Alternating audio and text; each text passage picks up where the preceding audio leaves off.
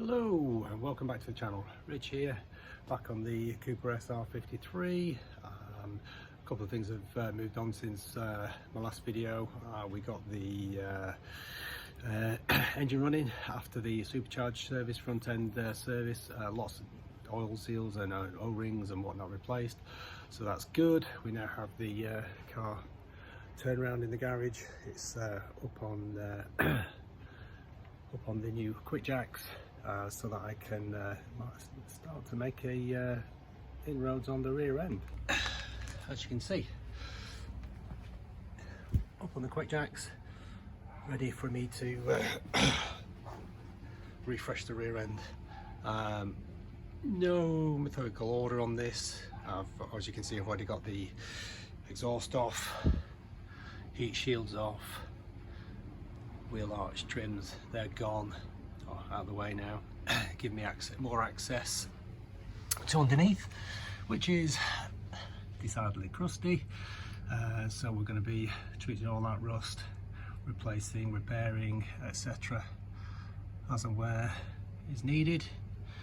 The plan with this was really to get the rear subframe off, get the whole back end off, I think, so that we can treat any rust areas. A lot of it's just surface rust, fortunately. We've had a few sore knuckles, snap bolts, nuts and bolts as we're basically taking the exhaust off, as you can see down there, and then we'll get all this off, ready to be refreshed. So in no particular order, I think we'll crack on.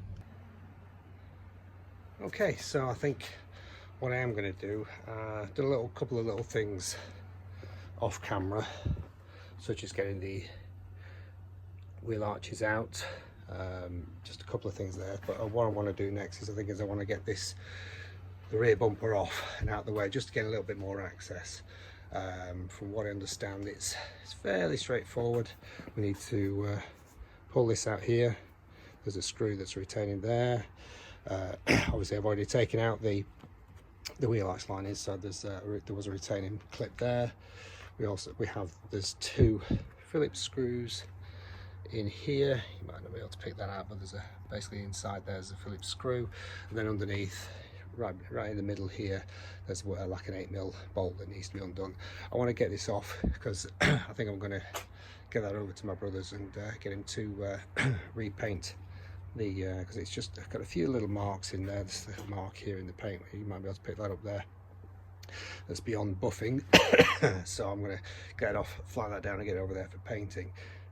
So I think we'll crack on with that first. So as I say, I believe there's I've already pulled that out there. You can see that there. There's a retaining screw there that holds the it's more of a shroud than a bumper, the actual, like everything else. So I'm going to get those arch trims off, get both of them off. Again, more access, a little bit dirty in there, so it needs a bit of a clean air before it goes back on. So I'm going to get both of them off now. Okay, so first and foremost, let's get this off. I've already pulled that piece off, as you can see there. Yeah. Oh, it's not too bad at all. Yeah, it's not on snaps to sort of replace that, but yeah, fairly straightforward. As you can see, various clips underneath there. Needs it clean underneath before going back on, but that's that. So we'll put that to one side, and then straightforward.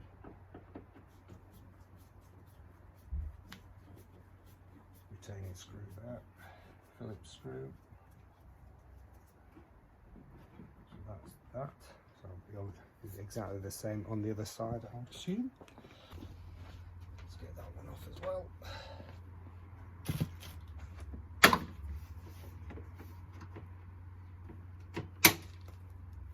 Ooh, crusty. Up to one side. Screw out.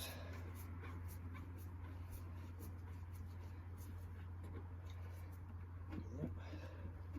So that should be all we need now is 2 screws. I think I'll do them. I'll take one off for now. I'll get the retaining bolts underneath. off first before I undo the last one. As I said, that's an 8mm. As you can see, 8mm bulb pretty much in the middle next to the fog light. Crusty. Just twist the fog light, take that out so it's no longer connected. That should, in theory, be everything loose except for that one final screw. So if I can get that out. So one final screw, hopefully, he says. That should, in theory, be the last fastener for the rear bumper. So let's see if that comes loose, please.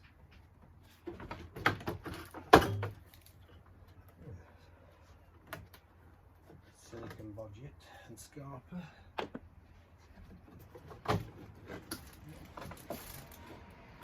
And away we go. Happy days. That gives us a lot more access to the back, which is what I'm wanting. That's good. Good. Happy with that.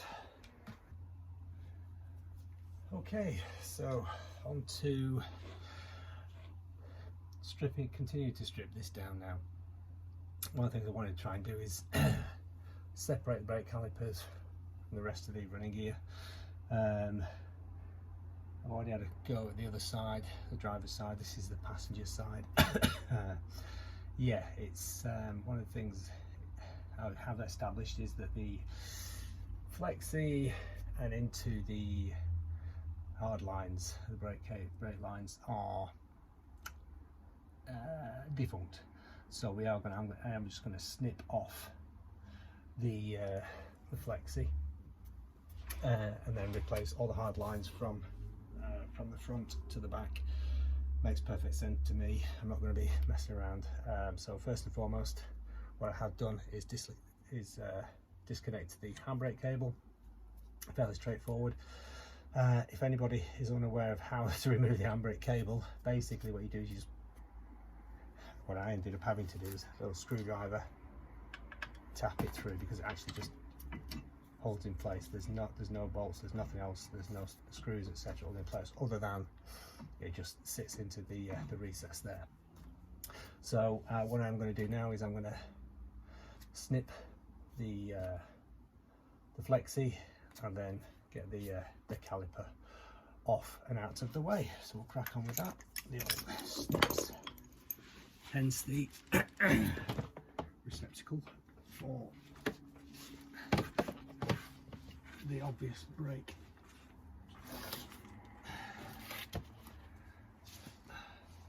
Fluid that is going to come down, it's going to leak. So I'm just going to do that there. It's going to replace these anyway with braided or new flexis anyway, so it's not too bad a job. Okay, I'll let that drip for a bit. Oh, I clamped the other side, that's why it stopped. Okay, so we'll let that drip. Actually, no, what I'll do is I will go and get a clamp just to stop that dripping. Okay, so that's that nipped up, so that's going to stop that leaking. What I have got is a 14mm wrench to undo the flexi to the brake caliper. First and foremost, I just undo the carrier screwdriver.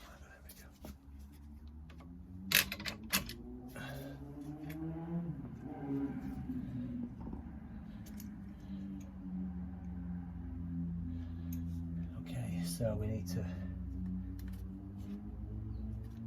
undo the carrier, the brake caliper, top and bottom.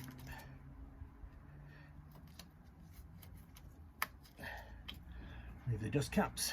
We've got a H7 hex socket to undo them.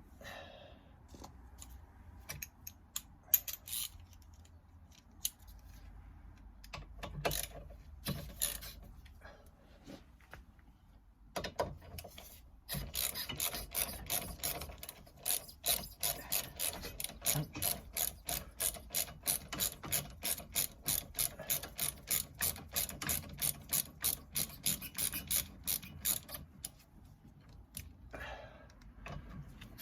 haven't decided yet whether I'm going to replace these calipers full stop with new for what it costs. I am going to, as I did with the front, paint them anyway, so I might just invest in some either new or reconditioned ones. Makes life a lot easier, because obviously someone's been in here before and give them a good painting. Red. The other side was replaced, it looks like, so, but yeah, so I don't know, we'll see how we get on with that, whether I decide to. I mean, I'm going to get a recondition kit anyway, new, so you can see these new rubbers, they've seen better days, so right. And off it comes. Plenty of meat on the brake pads, so we'll think about potentially replacing them, but as you can see, it's a little bit grotty. 40mm here to remove that flexi. Yeah, and the carrier there, I think they're a 16mm, so I might have a look getting that off in a second, getting that out of the way, but that's the caliper off. Yeah, so I'm going to remove the carrier, as I said, 16mm socket. Let's see how we get on with that, see how tight they are, because I don't suspect they have been moved in some time. Oh, crikey. How wrong was I? Wow. If only they were all that way inclined.